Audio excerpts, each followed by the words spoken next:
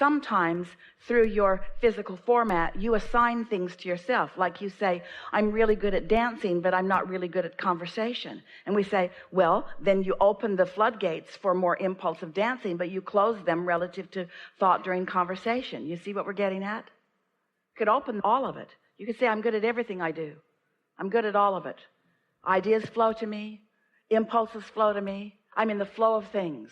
My source energy knows everything that I've asked for and is feeding it to me in real time all the time.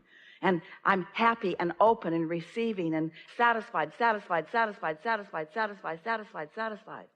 so much in the pipeline at various stages of evolution and various stages of readiness to explode into your awareness. And so what is a true manifestation? Isn't a manifestation when something comes into your conscious reality? So when you are consciously aware of something, isn't that a now manifestation? Isn't that a wonderful thing?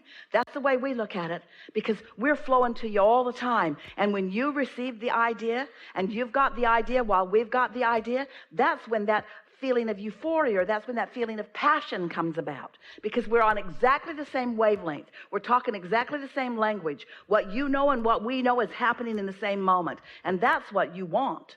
That's what you want. The subjects are irrelevant. That's what you want. And you can make your life as rich as the questions that you ask. Every moment could be alive and full for you, because every moment you could be completely intertwined with that broader non-physical part of you who is enjoying all of the aspects of whatever you are about. We say from time to time, in fact, we say it quite often, that you can't go back. And so we know that when you taste a period of time, when you allow yourself to be in alignment, that you allow a momentum to happen that gets feeling so good that feeling less than that good just doesn't feel that good. But you can help all of those moments by doing what we've called prepaving, by anticipating in advance, or by acknowledging. And here's a piece. This is what we would do if we were in your physical shoes. We would acknowledge that everything that we desire, which means everything that we are becoming. Think about that. All of your desires that you wish to manifest is just another way of saying all that I am becoming. So all that you are becoming, all that you are in the process of becoming, you want to be as conscious of that becoming as possible, which means you want to be as present in the moment, which means you want to be as open to the receiving of the energy in that moment as possible. You just got to lighten up. Just be less self-aware. Be less self-condemning. Be less aware of dilemma. Be easier about it. Be more trusting that the universe has it. Be more trusting in what's going on in the vortex. Be more accepting of what's going on in the vortex. And meanwhile, just enjoy the quieting of your mind. We know you can't quiet your mind all day, every day, but if you're accomplishing that for a few minutes every day, then that's enough. And it just gets better and better and better and better. Now, what we want you to understand is the more you talk about those things that are working, the more the abundance that you've already asked about will work too. This is what we mean when we say you got 10 topics, 9 of them are just the way you want them, 1 of them isn't.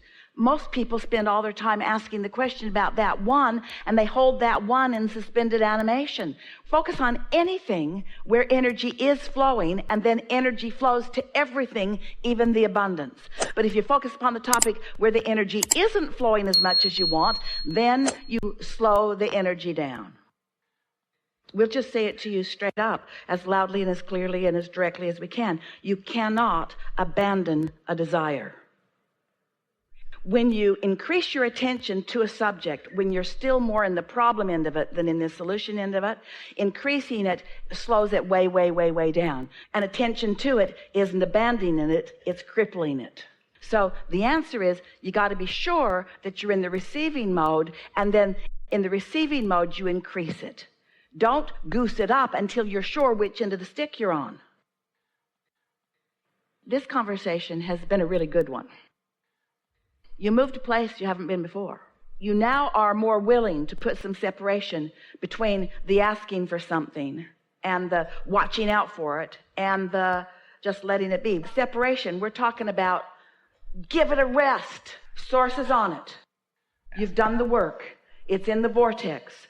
Law of attraction is after it. It's queued up for you. And when you're ready, which you will be when you give it a rest, when you're ready, which you will be when you give it a rest, when you're ready, when you have really given it a rest, you will be when you're no longer talking about it. You'll be ready when you've given it a rest. You'll receive an idea, and the idea will be so intoxicatingly beautiful that nothing would be able to keep you from moving in the direction of that idea. And until that happens, give it a rest. This is such a good conversation. So the difference between the problem end of the stick and the solution end of the stick, or the something missing end of the stick and something being present end of the stick. You got to put separation, time separation between you being vibrationally active in the question and you seeking the vibrational answer. In other words, you got to put separation in that. So everybody sort of gets that if you're hammering away at the question, then the solution cannot come.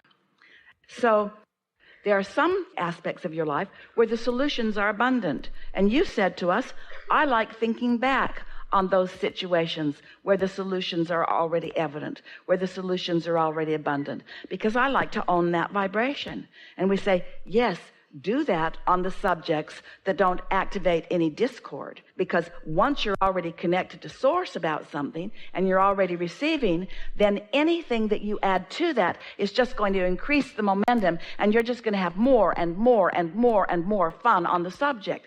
But if it's a subject where you haven't made that jump yet, and you attempt to increase the momentum of it, all it does is compound the question and make you more resistant to the answer. Can you hear that? Because the human part of you feels like if you just get in there and go after it in a sort of determined way. But this vibrational world is a different world than the action world. The action world is about sort of brute force, and the stronger you are and the bigger you are and the more there are of you, the more you can move stuff around. But in a vibrational world, it's not like that. In a vibrational world, it's subtle and fine-tuning. It's tuning. It's not going hard after things. It's tuning. What can be hard about this answer? Abraham, I have this thing that I've wanted for a while and it isn't coming. What should I do? Leave it alone. Well, I know I should leave it alone, but I've got this thing. I've wanted it for such a long time. What should I do? How can I make it come to me? Just leave it alone. Are you sure I should leave it alone? Because it feels like I should be hard after it. Well, you should leave it alone because your vortex has got hold of it and your inner being has got hold of it and it's working on your behalf. It's been moved to the universe's side of the placemat. It's been moved to the universe's side of the placemat. So now you can let go of it. And if you keep putting it on your side of the placemat, then you're going to keep doing a crappy job of it instead of letting the universe do a divine job of it. Just trying to get your attention. That's it. Trying too hard is a human tendency because you've been, bless your hearts, you've been working so hard with your action. You've been offering so much action to compensate for energy that you didn't quite get figured out, you see. And so just know that anything that feels like a struggle, leave it alone because you're getting nowhere with it. If you're struggling over it, you're making the struggle more. Leave it alone. If it feels like a struggle, it feels like a struggle for a reason. You're barking up the wrong tree. You're working on the wrong side of the placemat. You just got to let it go. You just got to let it go. You got to say things to yourself like, well, that's it for me on that for now. I'm not going to think about that because I'm not making any progress. I'm just going to let it go. I'm going to let the universe work on it. And I'm going to focus on the things that make me feel good and on the things that make me feel powerful. And I'm going to tune in as often as I can. And I do that often. And I'm just going to let the good times roll. And I'm just going to follow my bliss. And I'm just going to follow the feeling. And when I get an impulse about that, if I do, and I'm sure I will eventually, then I'll follow that impulse. And until then, I'm just going to follow the other impulses. So when an idea flows, seems like a good idea, yeah? Follow those ideas. When we were teasing with you in the beginning about how we wouldn't look back, you can if you want to, but we wouldn't look back. We don't look back.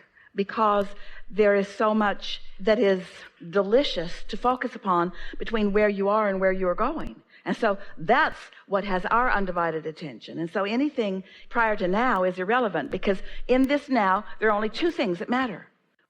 What you're asking for, which is what you're summoning, and what you're doing in relationship to it. The more head-on you hit things, then the more you dig into where you are. The lighter you are about a subject, then the more you're called in the direction of what you want.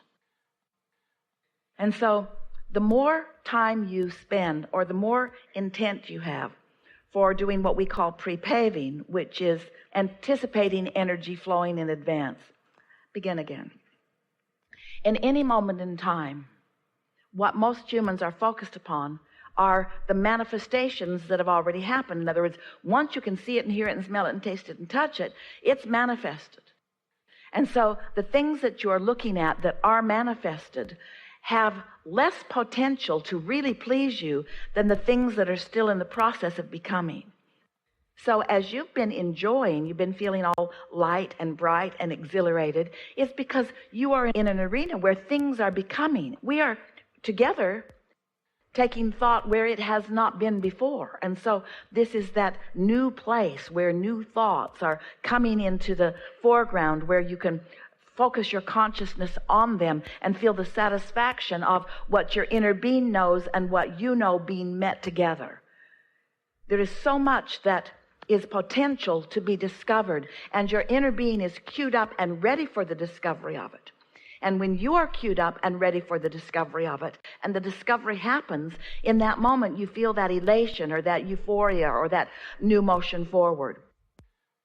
Well, technically, every moment of your life can be like that, because your inner being knows what's in your vortex and already understands. Your inner being has been able to do much more segment intending about the things that are coming. So the more you are, maybe just in general terms, positively anticipating the next moment and the next moment, then the less mundane and the more really satisfying your moments will be. Something that helps is to acknowledge how satisfied you feel. When you say it's mundane, that sounds like dissatisfaction. When you acknowledge that you are satisfied, that takes that vibration that is about mundane away, and it leaves you open for new discovery. There is so much newness in the thought. Humans just want the newness to be about the manifestations, but there is so much newness along the way that is so satisfying in nature. And then the manifestation, of course, is satisfying too, but it's not the only game in town. There are many along the way. Is that helpful? There's so much satisfaction along the way that just keeps your juices going and keeps you realizing that you are the creator of important things. So often you want an experience in order to promote feeling good, when what we want is for you to understand that those good feeling experiences are evidence that you already do feel good. You feel the difference? I need to do this so that I can feel good, or I do feel good, and then this happens, and this happens, and this happens, and this happens. It's really an important thing to get clear in your mind. It's a good thing when you're in joyful moments to acknowledge that you are, and focus upon them, and practice the vibration of them, practice the feeling of them. It's what we call milking it for more. It's like accomplishing a more substantial vibration of it. And there certainly isn't anything wrong with revisiting that to reinforce that substantial vibration of well-being. Anything that causes you to reinforce your awareness of wonderful things is always to your advantage. You've got it. You've got it. There is great love here for you.